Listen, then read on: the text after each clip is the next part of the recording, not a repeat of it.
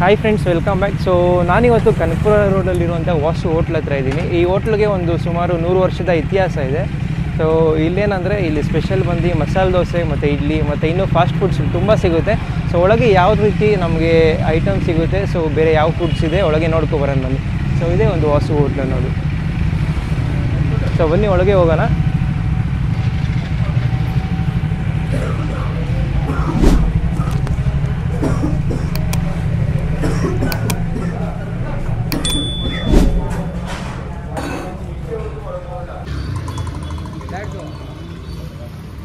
So ಈ ಒಂದು hotel ಯಾವಾಗೂ 24/7 ಇದೇ ರಶಲ್ಲಿರುತ್ತೆ. ಸೊ ನೀವೇನು ನೋಡ್ತಾ ಇದ್ದೀರಾ, ಇಲ್ಲಿ ಅರೌಂಡು ಒಂದು ಸತಿಗೆ ಒಂದು 40ರಿಂದ 50 ಮಸಾಲೆ ದೋಸೆ ಒಂದೇ ಸತಿ ರೆಡಿ ಆಗುತ್ತೆ. ಸೊ ಅವಾಗೆ ಖಾಲಿ ಕೂಡ ಆಗುತ್ತೆ.